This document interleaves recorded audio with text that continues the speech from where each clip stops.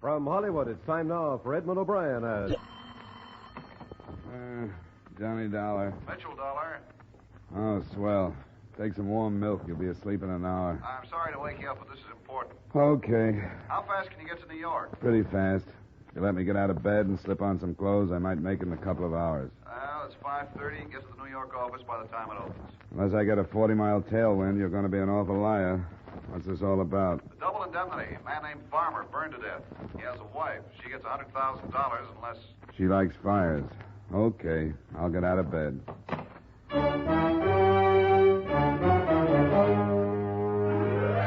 Edmund O'Brien in another adventure of the man with the action-packed expense account, America's fabulous freelance insurance investigator. Yours truly, Johnny Dollar.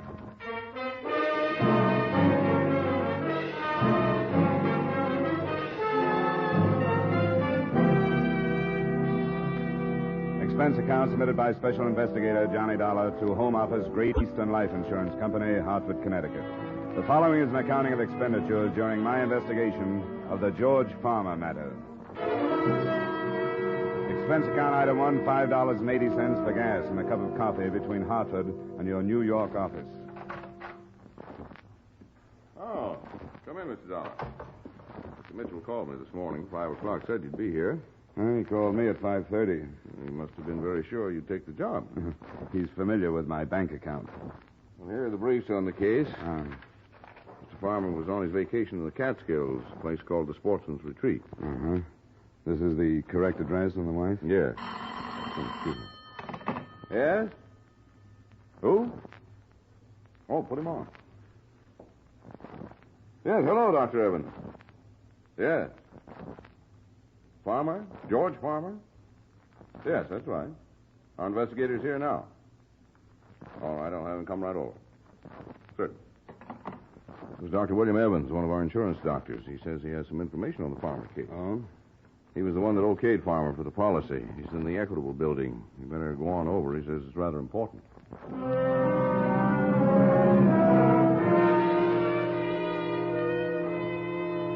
Expense account item 2, $1 for cab fare and tip to the Equitable building.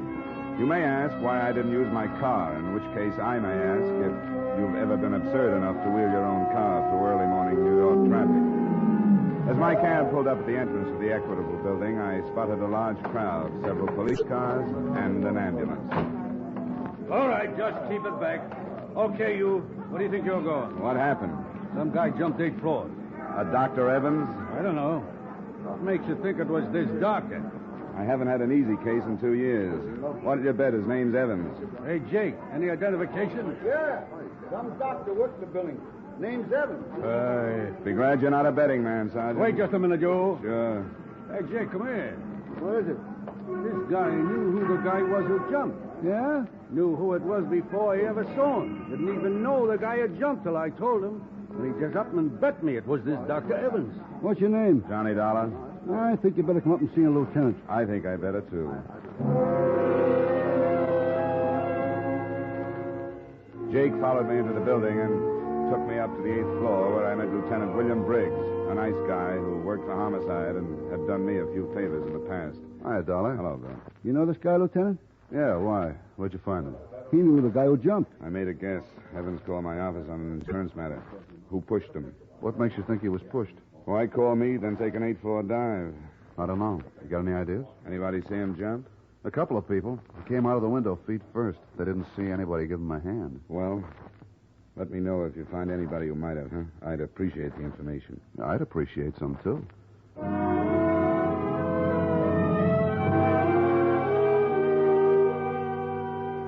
Expense account item 3, $1.50 for another cab to the home of Mrs. George Farmer. On the way over, I tried to put the first pieces together. A man named Farmer burned to death. A doctor named Evans had examined him and had some information. Evans winds up dead on the sidewalk. Answer, maybe Mrs. Farmer had it. Come in, Mr. Dollar. Thank you. It's going to be another hot day. I think everybody should have air conditioning, don't you? Definitely. Just make yourself comfortable. Can I get you something cold? Oh, no, thank you. I'd like to ask you some questions, Mrs. Farmer. About my husband's death? Yes. I've already talked to Mr. Arthur from your office, and I've told the police everything I know. Do you know a Dr. Evans? Dr. Evans? No. No, I don't know any Dr. Evans. Your husband never mentioned him. No. What's he got to do with my husband? He examined him for his policy. Do you know who sold your husband his policy? I thought you were from the company. Late hunch. Thought you might save me the trouble of checking. No, I don't remember who sold him the policy. All right, Mrs. Farmer. Thank you very much. Is that all? Yes, Mrs. Farmer. That's all for now.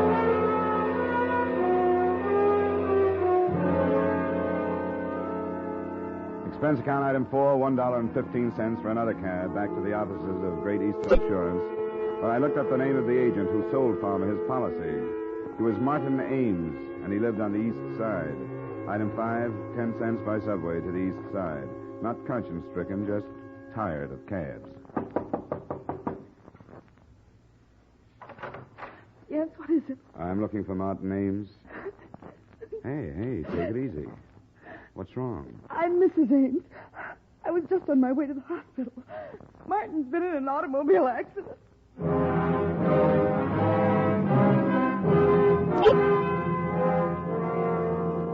Expense account item 6, $8 for a cab. Fast and necessary. $3 for the necessary, $5 for the tip to make it fast. Nurse? Yes? I'm Mrs. Ames. I was told my husband... Oh, yes, Mrs. Ames, if you'll just have a seat. Who's in charge of the case? Dr. Gerson, I'll call him. But I want to see my husband. Can't I see him? You'll have to see Dr. Gerson first. But I want to know how serious it is. I should be with my husband if it's If serious. you'll just be patient for a moment, I'll get Dr. Tully. Come on, Mrs. Ames. Let's sit down over here. Come on. Now, just try and take it easy. Everything is going to be all right, believe me. Dr. Gerson, third floor reception. Dr. Gerson, third floor reception, please. Hello, darling. Oh, hello, Bill. Dr. Gerson, No, this is Lieutenant Briggs, Mrs. Ames. police officer. Just a friend. Nothing about my No, husband. Dr. Gerson's the man you want to see. Can I talk with you, darling? Yeah, sure. You'll excuse me, Mrs. Ames? Yes, of course. You'll be all right? I'll be all right. Okay, Lieutenant. This is far enough. About her husband? Yeah. Died 5 minutes ago. Accident? Hit and run. Before he died, he told us a car ran him off the road. He went down a 20-foot embankment and right into a cement retaining wall.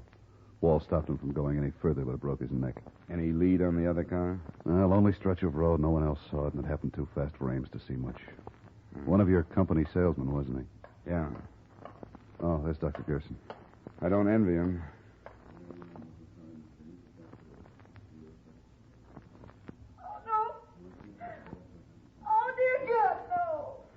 Come on, Briggs. This is turning into a rotten mess.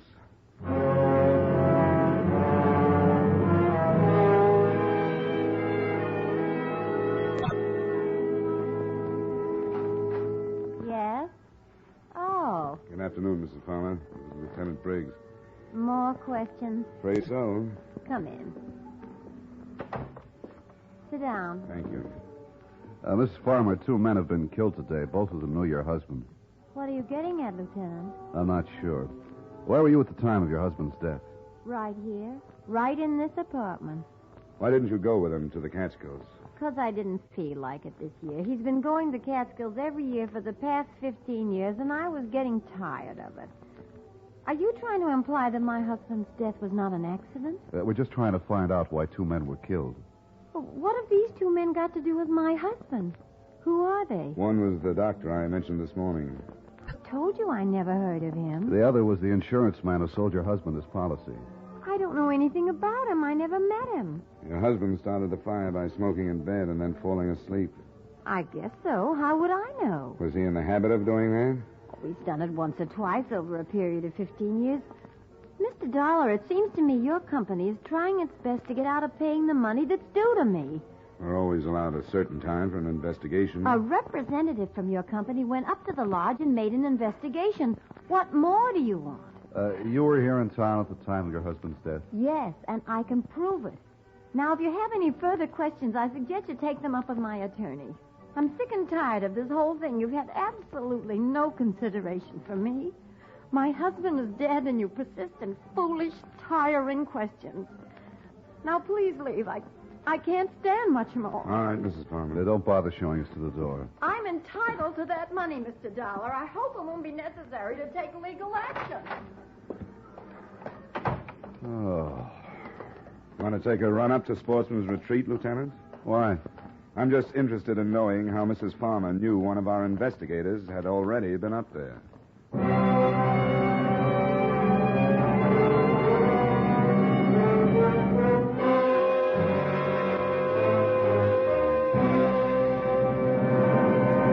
We will return you to the second act of yours truly, Johnny Dollar, in just a moment.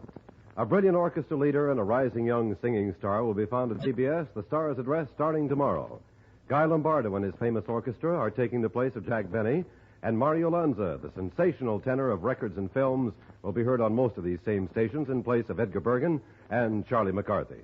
Be listening for their programs every Sunday, won't you? Now, with our star Edmund O'Brien, we return you to the second act of yours truly, Johnny Dollar.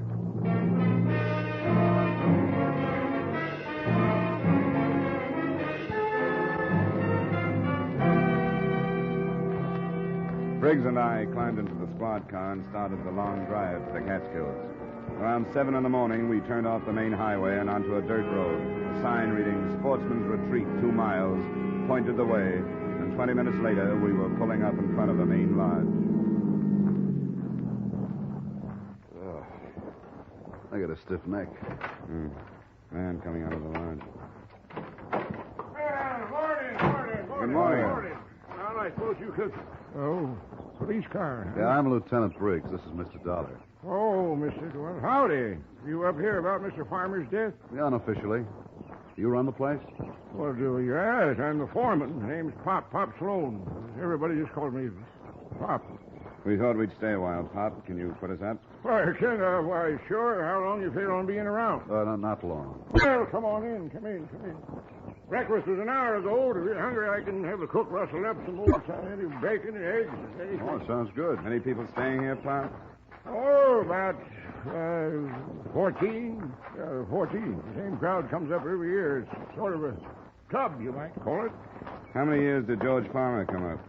Oh, about the last, 15 years, I guess.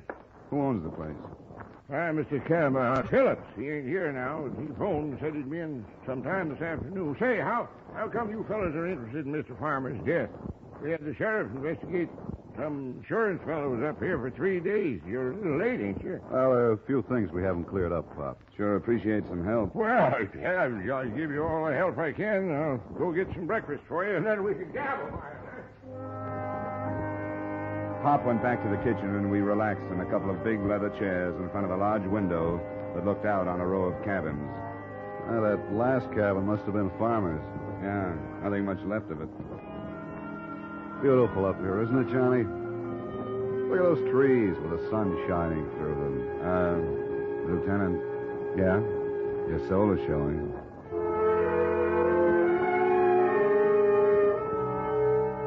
It was beautiful, all right. The cabin stood in a clearing, fronted by well-kept paths and backed by tall trees. Pop came in with enough bacon and eggs to feed a platoon of tapeworms, and we talked. Hey, where is everybody, Pop? Oh, out fishing. Get up about 4. It's about 4:30 around here. Many of the men bring their wives? Bring their wives? Well, some of them. The farmer used to bring his up every year. He was the most beautiful, fine-looking woman, Mrs. Farmer. Didn't come up this year, though. Too bad, too. Oh, really? Why? Why, might have saved him. Maybe she'd have been here. She might have caught him with a cigarette before he went to sleep. Well, who discovered the fire? Who did? Well, we all saw it, but it was too late. By the time we got there, the whole place was burning. By the time we got the hoses going, there wasn't much left. You say you all saw it? Where were you? Where was we? Why, we was up the Willow Peak cooking out. It's about 3 miles from camp. See it right from here. You see it, there's that tall peak there to the left. To the left, there's those trees. Yeah. How come Farmer didn't go along? Oh, he never went on many hikes. He had trouble with his legs. Anyone stay here in the camp besides Farmer? No, everybody was up at Willow Peak. Who examined the body? Why, Doc Combs from Evanston come up and looked at the body. Where is Evanston? Well, Evanston is about 50 miles east. But if you want to talk to the doc, you'll have to wait until he comes in from fishing. He's up here now. Yeah, he come up last night. He's going to stay awake for the fishing. Huh? Well, good morning, Mr. Phillips. Didn't you expect you this afternoon? This is Mr. Phillips, the owner. How are you? Hello. Some more police fellows, Mr. Phillips. Oh, about Mr. Farmer's death? Johnny Dollar. Yeah, I'm an insurance investigator. This is Lieutenant Briggs. He's the policeman. Why, I thought you both... I've got some bags in the car, Pop. Would you get them, please? Would you get... Well, yeah, sure. We just want to ask a couple of questions, Mr. Phillips. Oh, I thought the authorities were satisfied. Where were you when the accident occurred, Mr. Phillips? Well, I was on my way here from the city. I arrived about an hour later. You live in the city? I have a house there. I divide my time between there and the lot. Now, tell us something about Farmer, Mr. Phillips. What kind of a man was he? You fellas want any more breakfast? No, thanks, Pop. Go ahead, Mr. Phillips. Well, there really isn't much to tell. Farmer was a nice sort of guy, quiet. Do you have any trouble with him smoking in bed before? Several times. Nearly started a fire 2 years ago. Wouldn't that make you watch him a little more closely? His wife came up with him every year, but this one, she was usually near enough to prevent any trouble. Isn't your company satisfied, Mr. Dollar? Routine. How long did Farmer usually stay here? Oh, a week, 10 days. However long his vacation lasted. He was in the advertising business, wasn't he? I believe so. How much did it cost him to come up here every year? Oh, anywhere from $200 to $300. He was tight as the devil, known for it. This was the only luxury he allowed himself. He'd tell everyone he'd save all year just to come up here and relax for the week. Lieutenant, Mr. Dollar, here comes Doc Holmes. Must have got his limit. You interested in talking to the doctor? Yeah, Pop tells us he was the one who examined the body. Ah, what did you get, Doc? Hi, Pop. Got my limit. Well, good for you. Come on over here. Couple of fellas want to talk to you. Well, how are you, Phil? Pop said you weren't due in till this afternoon. I'm fine, Doc. This is Lieutenant Briggs and Mr. Dollar. How are you, Doctor? Police? Him, the other's insurance investigator. I want to ask you a few questions. Clear up a few things about George Farmer getting burned here. All right. Thanks, Pop. Well, hey, How about having a cook clean up those fish, Pop? The fish? Well, all right, sure. I don't think I could tell you much more than I've already told the sheriff. Did you know George Farmer prior to his death? Yes. Over a period of 10 years. Did you identify the body? Well, not at first. It was pretty badly burned. Not at first. Well, how were you able to identify it later? Well, when they told me that George had a broken wrist, I found the broken section of bone and identified it. Broken wrist? Yes, Mr. Dollar. When George arrived, his lower arm was in a cast. He told us that he'd broken his wrist the week before. What day did he arrive? Tuesday of last week. Which wrist was broken? The right one. Would you say he could move his fingers well enough to write? Depends on how recent the accident. What are you getting at, Dollar?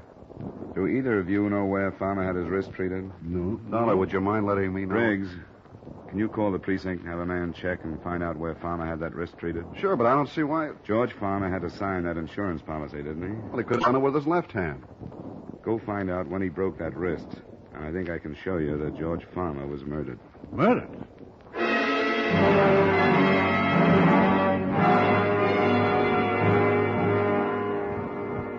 We all waited while Briggs put in a call to his precinct and sent a man out to check on where George Farmer had his wrist treated. Around noon, the call came in. George Farmer broke his wrist on the 26th of last month. That tears it. Was treated at the Olive Hospital. 3 weeks ago. Stayed one night at the hospital and went home. What date did he arrive here, Mr. Phillips? About the 4th. 2 weeks after the accident. He died on the 11th. That's right. Been here about a week. Dollar, would you mind telling me just what you're driving at? The insurance policy went into effect the 22nd of last month. The first claim on George Farmer's policy was the double indemnity clause, not an accident claim for a broken wrist. Come on, Briggs. Let's go back to town. Talk to Mrs. Farmer.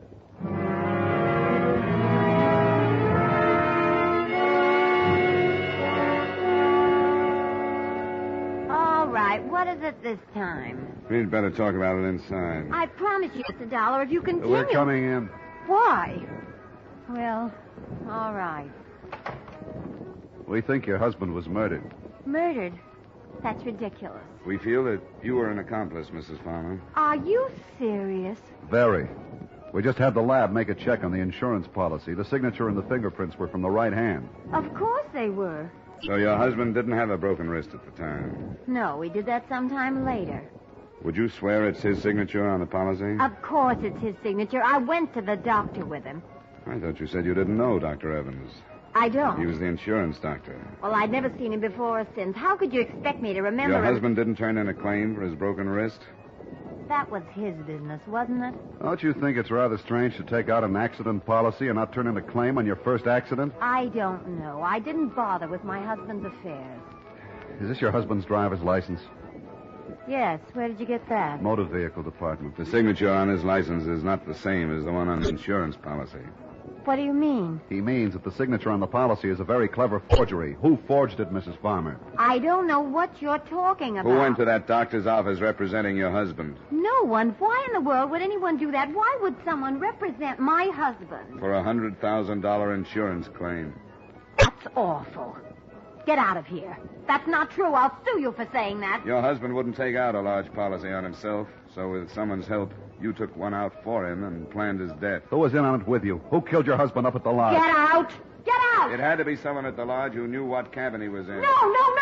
The insurance salesman and the doctor were both killed because they could identify the man who took out the policy as not being your husband. No! Your husband was going to take this trip, so you planned his death and stayed home for an alibi. A man killed the doctor and the insurance agent. Someone strong enough to run a car off the road and lift an unconscious man out of a window feet first. Who killed him, Mrs. Farmer? I did. Phil! Good evening, Mr. Phillips. Why did you come out? Why didn't you stay in the other room? They'd have worn you down sooner or later. The car's in the back. Hurry up. You did some fast driving. Left the lodge right after you did. Go on, Lona. All right. Stay right where you are, Mrs. I Farmer. don't think you're in any position to be giving orders, Lieutenant. Sure he is. We expected you. Told you where we were going, gave you enough time to get here. And what are you going to do about it? Take you. Phil! Forgetting my gun. You're forgetting ours. Think you can shoot both of us before we get them out? I can try. Then try. Phil, no! Get out of the way! Dolly? Okay. Just a little scared. Girl's hit. Phillips is pretty dead. Mrs. Farmer, Yeah. I'll get an ambulance. you want to tell me about it? Oh, all right. Don't make any difference now. Phillips killed your husband and the other two men? Yeah. We fell in love 3 summers ago. But he planned it. The whole thing was his idea. Sure, I know. The state is pretty narrow-minded about those things, honey. A guy like that gets ideas and gets dead for it. If you like his ideas, you just have to get into some kind of trouble along the way.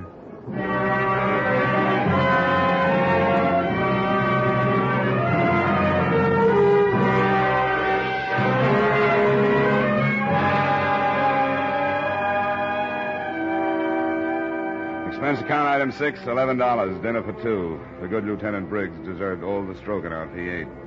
Item 7, $5.10 for gas back to Hartford. Expense account total, $33.65. Remarks?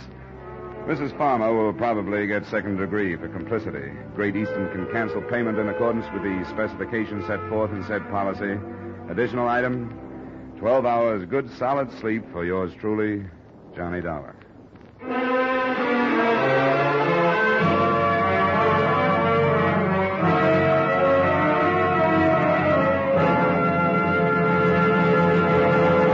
Yours truly, Johnny Dollar, stars Edmund O'Brien in the title role and was written by Blake Edwards with music by Wilbur Hatch. Edmund O'Brien can soon be seen in the Paramount Pictures production, Warpath. Featured in tonight's cast were Hy Averback, John McIntyre, Herb Butterfield, Harry Lang, Jeanette Nolan, and Virginia Gregg. Yours truly, Johnny Dollar, is produced and directed by Jaime Del Valle. This is Dick Cutting inviting you to join us next week at this time when Edmund O'Brien returns as... Yours truly, Johnny Dollar.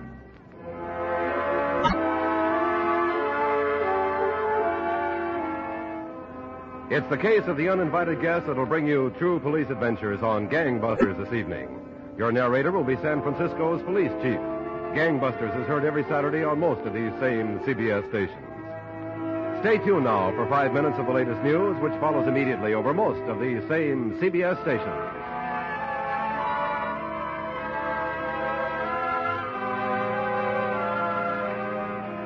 This is CBS, where you meet adventure with Charlie Wild. Sunday is the Columbia Broadcasting System.